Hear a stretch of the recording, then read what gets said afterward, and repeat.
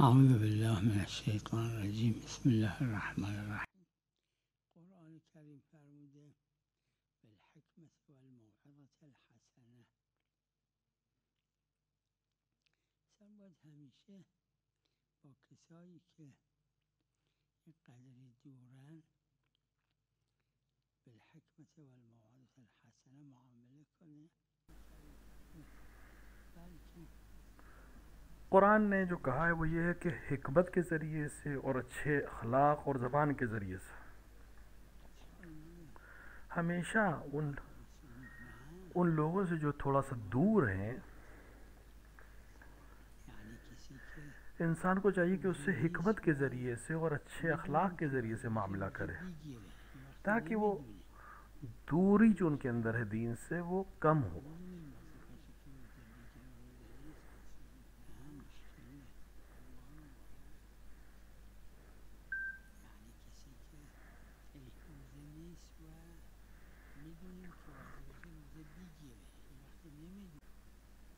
اور جس کے بارے میں ہمیں معلوم ہو کہ وہ روزہ رکھنا چاہیے اسے وہ روزہ نہیں رکھے.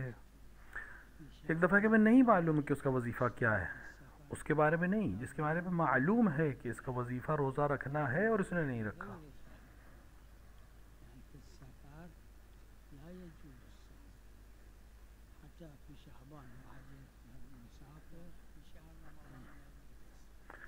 ماہ مبارک رمضان میں نظری روزہ نہیں رکھ سکتے.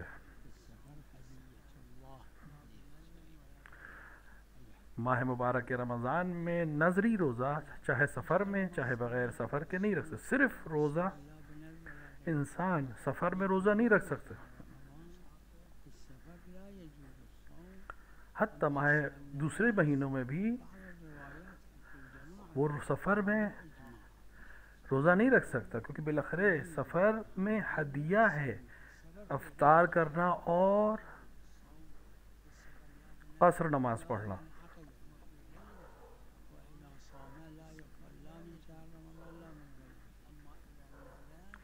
دیکھیں رمضان میں تو کوئی سوال ہی نہیں ہے کہ وہ نظری روزہ رکھ سکے اور سفر میں روزہ رکھ سکے, لیکن غیر مہینے میں جائز نہیں ہے سفر میں روزہ رکھنا مگر یہ کہ اس نے نظر کی ہو کہ فلاں دن وہ روزہ رکھے گا چاہے سفر میں ہو.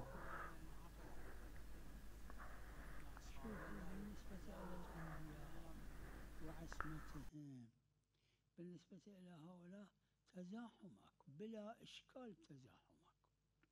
حتى الإنسان اللي مو عصمة عنده عدالة عنده ما يسوي هالأشياء إلا إذا كانت هناك كان المزاحم أهم.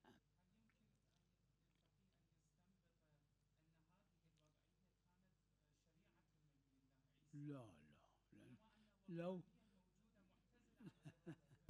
لا لو كانت شريعة لذكر بہت سی چیزیں ایسی ہیں جو انسان عصمت نہ رکھتے ہوئے بھی انجام نہیں دیتا. جیسا کہ انبیاء اور اولیاء اور اتقیاء جس کے اندر وہ افراد میں عصمت نہیں ہے وہ بھی بہت سی چیزوں سے محفوظ رکھتے ہیں. انبیاء میں تو معلوم ہے کہ درجہ اولا یہ کام نہیں کرے.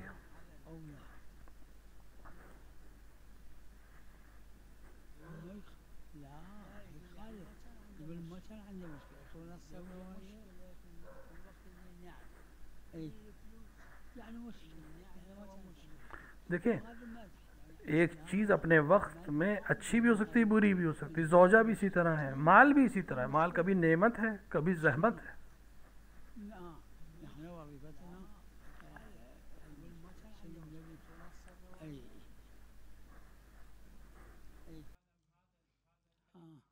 ولهذا القرآن الكريم قال ورهبانية ابتدعوها, يعني المسيحيين هاي الرهبانية اللي عندهم بدعة منهم, يعني مو لازم إلا أن عيسى ما تزوج فالرهبان لا يتزوجون, يذمهم القرآن. ولهذا ليش اور اسی طرح مسیحیوں نے جو رہبانیت کو ایجاد کی وہ بدعت ہے جناب. اس لیے نہیں ہے کہ جناب عیسیٰ نے ظاہری طور پر اگر شادی نہیں کی تو وہ لوگ شادی نہیں کرتے، انہوں نے بدعت ایجاد کی.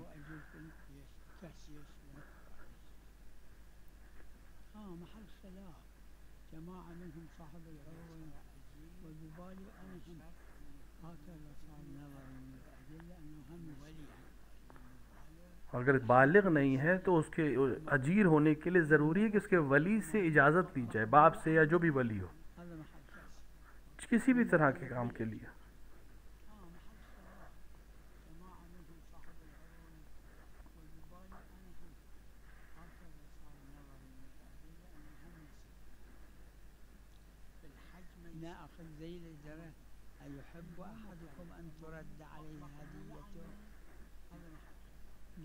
دیکھیں مکلف تو نہیں ہے بالغ، اس تو معلوم ہے کہ مکلف نہیں ہے، یعنی اس پہ واجب نہیں ہے، لیکن کیا قبول بھی نہیں ہوگا اگر وہ انجام دے؟ اس پہ اختلاف ہے. ظاہراً کا اس سے قبول ہوگا اگرچہ مکلف نہیں ہے.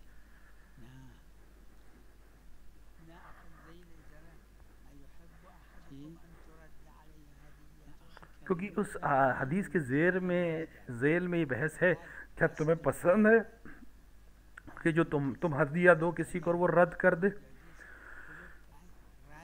اگر رد کرے ہدیے کو آپ کو کیسے لگے گا؟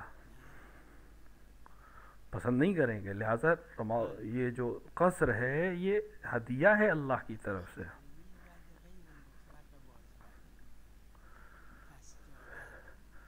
دیکھیے کلمہ جو ہے، جملہ جو ہے رد کرنا، وہ یعنی واپس کرنا یا رد کر دینا، نہ قبول کرنا، اس معنی میں ہے.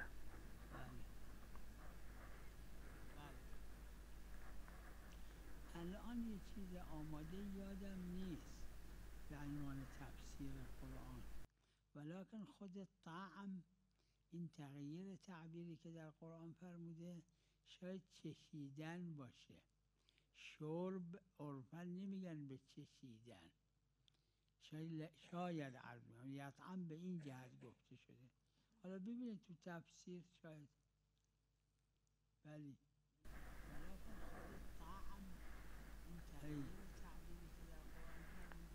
دیکھیے طعام سے مراد چکھنا ہو،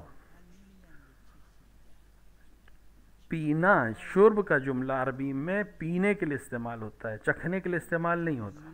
اور طعام کا جملہ چکھنے کے لیے ہے. ظاہراً تفاسیر میں اگر آپ اس کی جستجو کریں تو اور واضح مل جائے گا. یا امتداد یا یروح و یرجع 4 الان خب بغداد والکرمانیه متصل اصلا ما که صحرا بینهم، یعنی من بغداد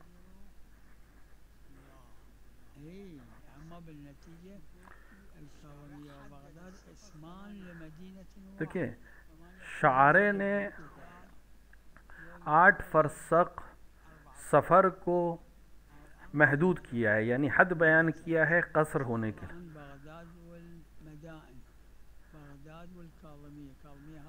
چاہے آنا جانا ملا کے 8 فرسخ ہو یا جانا صرف 8 فرسخ ہو، اور سفر ہو یعنی 2 شہروں کے درمیان ایک فاصلہ ہو. اب بغداد اور کاظمین ملے ہوئے شہر ہیں، لہٰذا ان کے درمیان اتنا فاصلہ نہیں ہے کہ روزہ قصر ہو.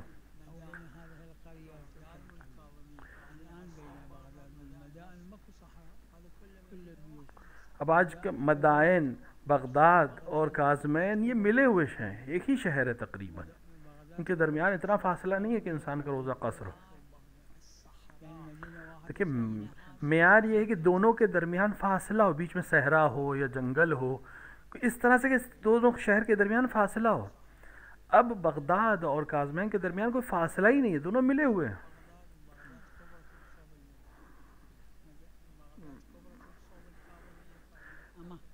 مثلا بدائن اتنا بڑا ہوا کاظمین سے مل گیا، کاظمین اتنا بڑا ہوا کہ بغداد سے مل گیا، تو یہ سب ملے ہوئے شہر ہیں، تو ان میں آپس میں سفر کے دوران سفر نہیں کہلائے گا. وہ حضرت عبدالعظیم علیہ السلام و شهر ری و تهران و کرج الان یکی شده، یعنی صحرا بینش نیست. اما همیشه همین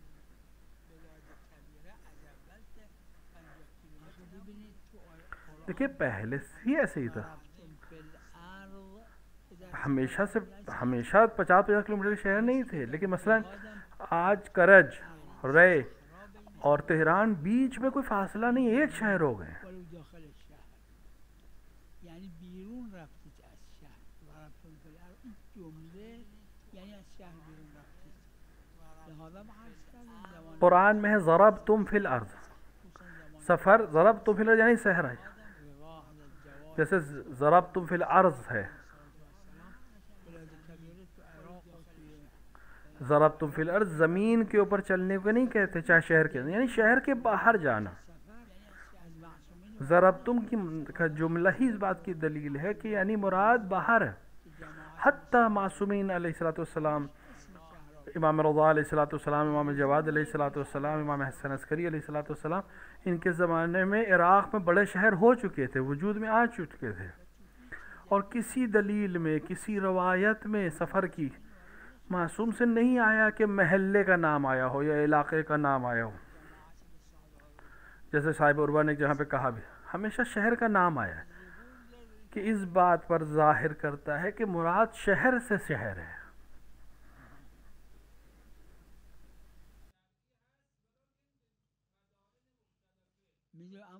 مدائن مختلفی که متصل شده همیشه همین بود، همیشه همینجور بود. ما این سفر 60 سال قبل ایران اومدیم، بین شهر ری و بین تهران صحرا بود، یادمه بین کرج و بین تهران صحرا بود، الان صحرا نیست.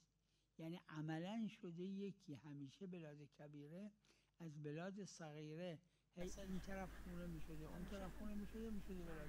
دیکھیے مختلف شہر جو مل گئے آپس میں. ہم جب 60 سال پہلے ایران آئے تھے تو رے اور تہران کے درمیان اچھا خاصا ایک صحرا تھا، کرج اور تہران کے درمیان صحرا تھا، یعنی عملی طور پر ایک شہر ہو گئے. جو بڑے شہر ہیں وہ ہمیشہ چھوٹے شہروں سے ہی بنتے ہیں، تھوڑے سے وہ بڑے ہوئے، تھوڑے سے یہ بڑے ہوئے اور شہر بڑا ہو گیا.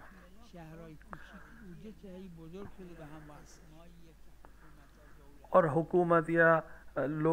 حکومت یا مثال کے طور کے اوپر میونسپلٹی جو نام رکھتی ہے یا حدود بناتی ہے وہ معیار نہیں، خارجی طور پہ آپ آپس میں فاصلہ ہونا چاہیے.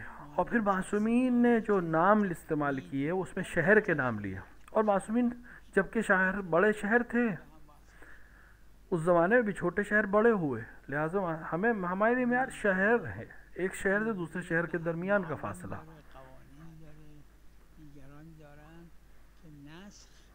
به معنای حقیقی مثل بدای به معنای حقیقی در اسلام نیست. بدال الله فی شأنکما یعنی ابدا، نه بدای واقعی. نسخ هم نسخ واقعی معنا نداره، اونم همینه، از اول همین بوده. چی؟ مثل بدای به معنای حقیقی در اسلام میگم عین بدا. لیکن نسخ جو معنی حقیقی میں ہے وہ اصلا وجود میں ہی نہیں ہے، جیسے بدا نہیں ہے کوئی، ابدا کے معنی میں نسخ واقعی کے معنی ہی نہیں رکھتا، یعنی اس کی یہ امکان میں نہیں ہے. پہلے سے معلوم تھا کہ یہ حکم اتنے دن کے لیے پھر بدل جائے گا، جیسے بدا اور ابدا. نسخ به معنای اظهار یک چیزی بعد اظهار خلافه، مثل کلمه بدا و ابدا. بدا که اومده زیارت.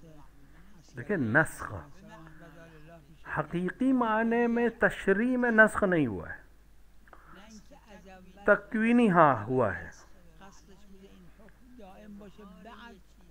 نسخ اس معنی میں کہ ظاہر کرنا ایک چیز کا اور پھر اس کو بدل دینا، جیسے بدا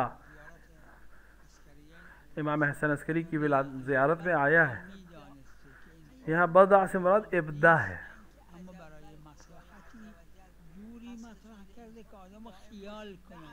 ایسا نہیں کہ خدا نے پہلے سے تھا کہ یہ حکم رہے گا، اسے معلوم تھا پھر اسے بدلا، نہیں، اس کو پہلے سے تھا کہ یہیں تک حکم ہے پھر بدل دے گا. یعنی خدا پہلے سے جانتا تھا کہ یہ حکم اس طرح سے بیان کیا کہ لوگ سوچے کہ شاید ہمیشہ کے لیے، لیکن خدا کو معلوم ہے کہ یہ ہمیشہ کے لیے نہیں ہے۔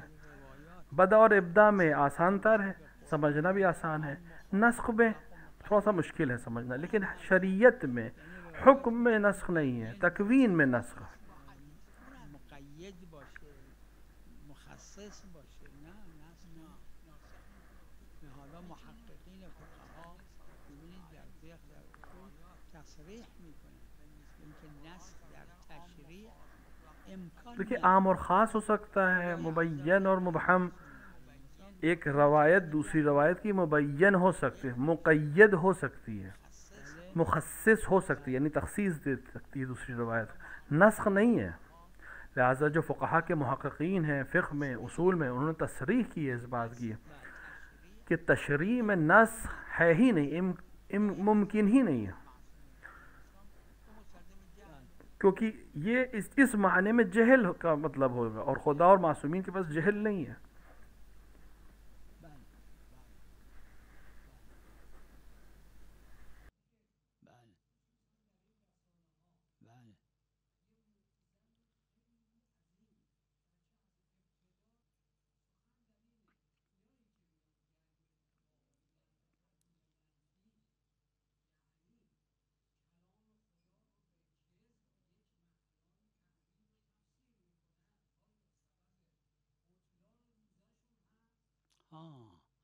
این را ما تابع دلیلی هستیم که گفته از کذب علی الله و الرسول مبطل روزه است. عروه داره مسئله رو، دیگران هم دارن، فروعش محل خلافه. یعنی اگر میدونه این کذبه یا نمیدونه اما التفات داره که نمیدونه، این صورت رو گفتن آها مبطل روزه. ہم اس دلیل کے تابع ہیں کہ بہتان کر باندھنا اللہ اور رسول پر باطل کر دیتا ہے روزے کو۔ یعنی انسان اگر جانتا ہے کہ جھوٹ ہے یا نہیں جانتا ہے، متوجہ ہے کہ میں نہیں جانتا ہوں کہ جھوٹ ہے، تو یہ روزے کو باطل کر دیتا ہے۔ لیکن نہیں، اگر واقعی جہل مرکب کا شکار ہے، اسے نہیں معلوم کہ یہ جھوٹ ہے، وہ سوچتا ہے کہ یہ سچ ہے اور سچ سمجھ کے بیان کرتا ہے، تو کوئی ہر شخص خود اور اس کا اللہ خود اس کا معیار ہے۔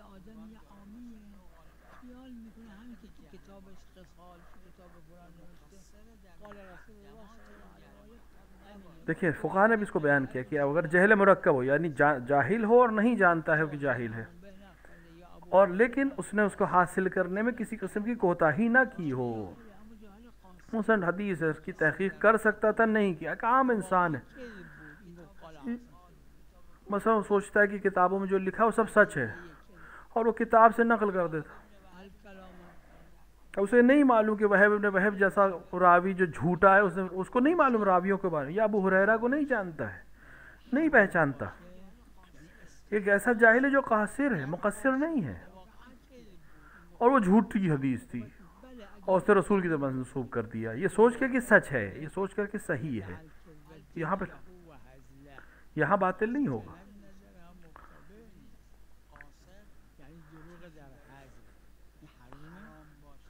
قاصر جس کو عدل کے خلاف ہے، قاصر کو یعنی وہ انسان جس کو نہیں معلوم ہے اور معلوم نہیں ہو سکتا تھا کہ اس کو اس بات کی سزا دی جائے جو اسے نہیں معلوم۔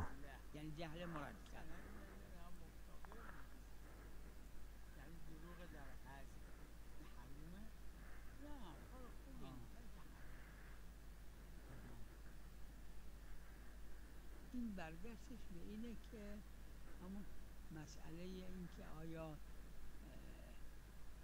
قطع و قاطع، اس کو کہتے ہیں جہل مرکب، یعنی جاہل ہونا اور اس بات سے بھی جاہل ہونا کہ اس کو نہیں معلوم ہے۔ چون اینجوری میدونه، اما اگه قطع قاطع رو مثل صاحب جواهر مبطل ندونی، نه چرا مبطل؟ مسئله این که آیا قطع و قاطع، مسئله قطع و قاطع یہ تقریباً اسی طرح کی بحث ہے جو قطع اور قاطع کے سلسلے کہ وہاں پر آپ کیا کہتے ہیں، کیونکہ وہ اس طرح سمجھتا ہے، جیسے صاحب جواہر نے کہا ہے کہ وہ مبطل نہیں ہے، میری نظر میں بھی باطل کرنے والا نہیں ہے، کیونکہ اگر اسے قطع حاصل تھا تو اپنے لیے اس کے لیے حجت ہے، وہ اسی کے حساب سے عمل کر سکتا ہے، اسے یقین تھا وہ اپنے یقین پہ عمل کر سکتا ہے۔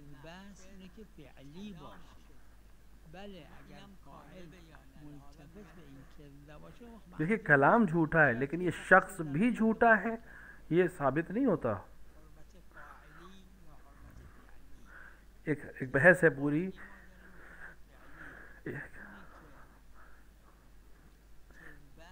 جھوٹ دو قسم کے ہیں، جھوٹ جو منع ہے وہ ہے فعلی یعنی عملی،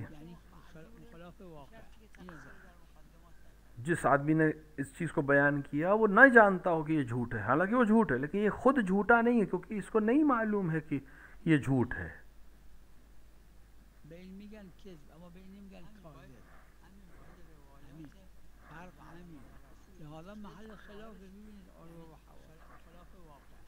دیکھیں روایت کو اگر آپ دیکھیں جو علی الرسول اور خدا کے سلسلے میں ہے کہ راز حالت روزہ میں جھوٹ نہیں بول سکتے، ظاہر ہے کہ انسان جانتا ہو کہ جھوٹ ہو ہے اور پھر جھوٹ کی نسبت دے، یہ جھوٹ ہے، یعنی یہ روایت غلط ہے لیکن اس کو جھوٹا کہیں گے یا نہیں، لہٰذا اختلاف ہے علماء میں، آپ عروے کو اٹھائیں اس پہ حاشیے والے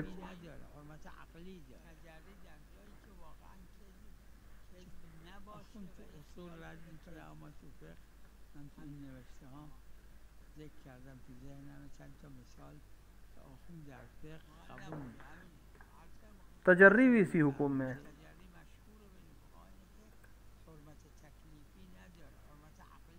تجری یعنی انسان جو ایک عمل کرے خلاف سب مان کر اور بعد میں پتہ چلے کہ نہیں ایسا نہیں تھا۔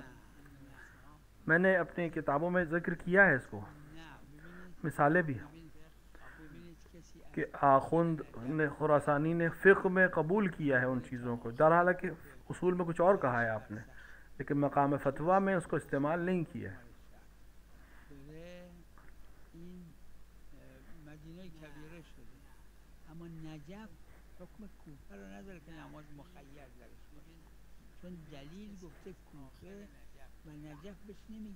دیکھیں کوئی انسان اگر نجف کا جو وہ کنارہ ہے، بحر نجف جو ہے، جو دریا ہے نجف کا، وہاں سے اگر کوفے تک جائے، آخر کوفے تک، تو 8 فرسخ فاصلہ ہو جائے گا، 44 کلومیٹر ہوگا، لیکن یہ ایک ہے، تو لیکن یہ ایک شہر ہے، اس کا نماز قصر نہیں ہوگی، لیکن عرفی میں اب ایک شہر ہو گئے، لیکن کوفے کا جو حکم ہے وہ کوفے شہر تک محدود ہے، کیونکہ دلائل میں یہ ہے کہ انسان مخیر ہے نماز میں کوفے میں، تو وہ نجف میں نماز پوری نہیں پڑھ سکتا امیر المومنین کے حرم میں، کیونکہ روایت نے کوفے کی تاکید کی۔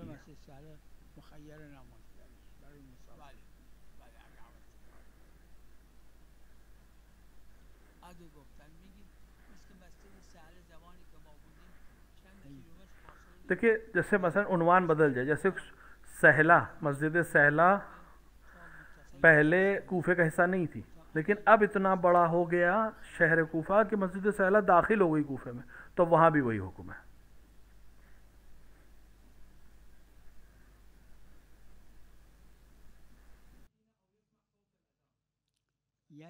مو صوت الأذان اللي بالمكبرة بالسماعة، صوت الأذان اللي واحد يأذن ومو صاعد فوق المنارة، لا على فد عمارة اللي بطابق طابقين، هذا ملاك، والهواء لا يكون منا، اللي قالوا إذا منتفي خلص، إذا منتفي وہ اذان کی آواز نہیں جو ساؤنڈ سے اس سے پہنچتی ہے، کیا نام ہے، لاؤڈ سپیکر سے نہیں، اگر کوئی ایک شخص مثال کے طور کے اوپر مینارے پہ کھڑے ہو کے اذان دے تو کس حد تک جائے گی، وہ معیار ہے، یعنی بغیر مائک کی اذان دے۔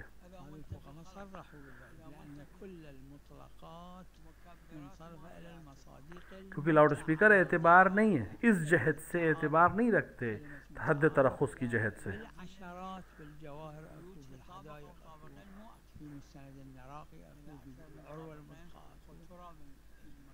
اور گھر کا معیار بھی 1 یا 2 منزل والے گھر ہیں، اس کی طرف تصریح کی علماء، کیونکہ تمام مطلقات کن مصادیق کی طرف جاتے ہیں؟ متعارف یعنی جو عام ہو. متعارف ایک لفظ ہے، کلمہ ہے جو تقریباً تمام کتابوں میں بہت زیادہ استعمال ہوا ہے. متعارف سے مراد وہی ہے جو عام ہو. اللہ عز وجل ما ذكر أن هذا الحكم محدود، ولكن الله من الأول كان يريد أنه محدود بس ما ذكر ذلك. نسخ تشریح کا مطلب ہو جائے گا جہل. خدا کی طرف جہل کی نسبت نہیں دی جا سکتی. خدا جانتا تھا کہ یہ حکم کب تک کا ہے، لوگ نہیں جانتے تھے. اما بالمعنى المجازي دیکھیں اللہ نے حکم نہیں بیان نہیں کیا تھا کہ یہ حکم محدود ہے، لیکن خدا خود جانتا تھا کہ یہ حکم محدود ہے. لوگ سمجھتے تھے محدود نہیں.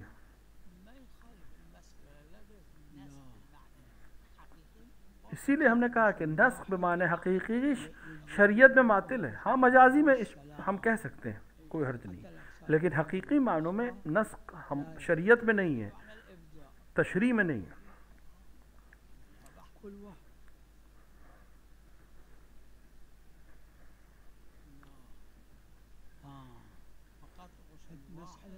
صرف ایک غسل ہے جو وضو کی جگہ پر،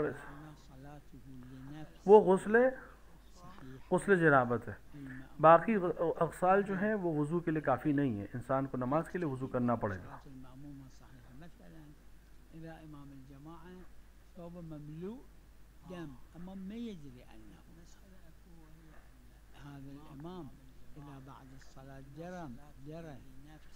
ہاں ایک اور مسئلہ ہے، اگر نماز امام جماعت کی نماز اپنے نفس کے لیے صحیح ہے تو معموم اس کے پیچھے نماز پڑھ سکتا ہے، اس کے پیچھے مثلا جیسے امام جماعت مثلا اس کا خون سے میں لباس ہے، لیکن اسے علم ہی نہیں ہے کہ میرے لباس میں خون لگا ہے، تو اس کی نماز اس کے اپنے لیے صحیح ہے. چونکہ اس کی نماز صحیح ہے لہذا پیچھے والوں کے لیے بھی نماز ہے.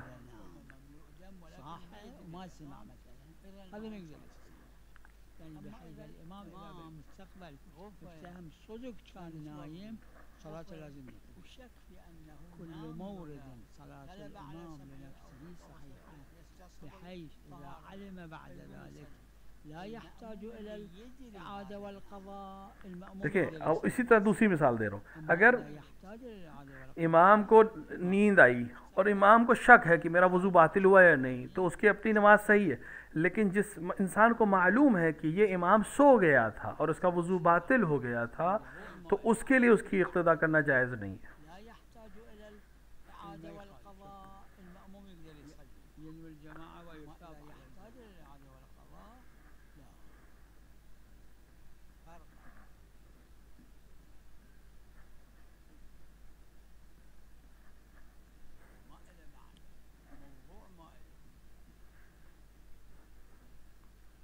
يقول كان من الجن الجماعة ويتابع.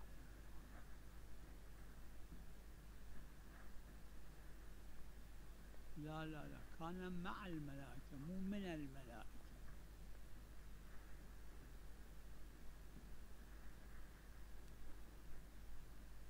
القرآن يقول كان من الجن.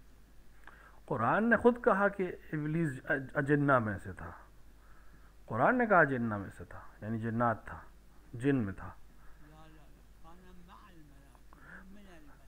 ملائک کے ساتھ تھا لیکن ملائک میں سے نہیں تھا، ملک نہیں تھا، جن تھا جو ملائک کی حد میں آ گیا تھا، یعنی ان کے ساتھ رہتا تھا.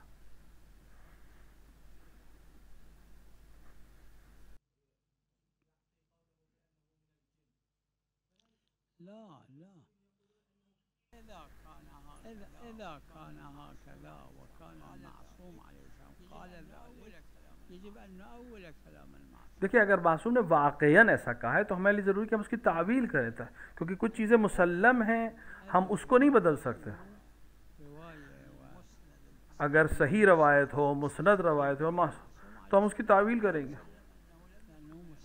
کیونکہ یہ معلوم ہے کہ ابلیس جن تھا اور ملائک میں سے نہیں تھا، ملائک کے ساتھ تھا بس. تو اگر معصوم سے ایسا کوئی جملہ ہے تو ہم اس کی تعویل کریں گے.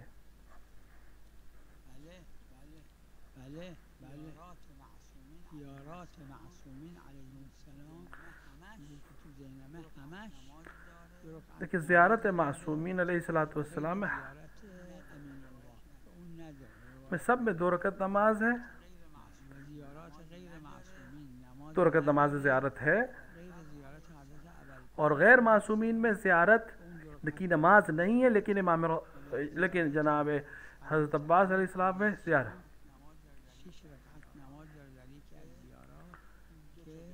اور امیر المومنین علیہ السلام میں 6 رکعت نماز جو ہے وہ 2 رکعت امیر المومنین کے لیے، 2 رکعت جناب آدم اور 2 رکعت جناب نوح کے لیے ہے.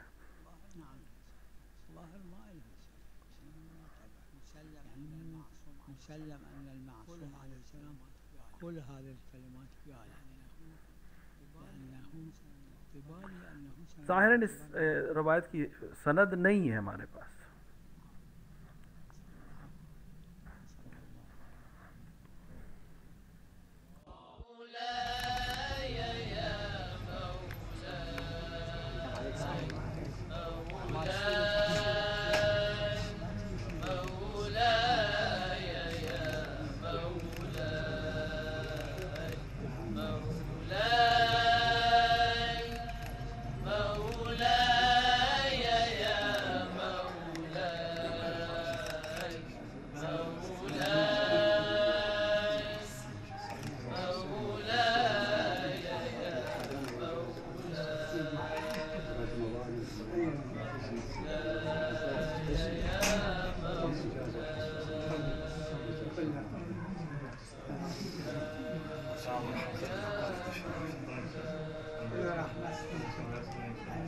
Bye.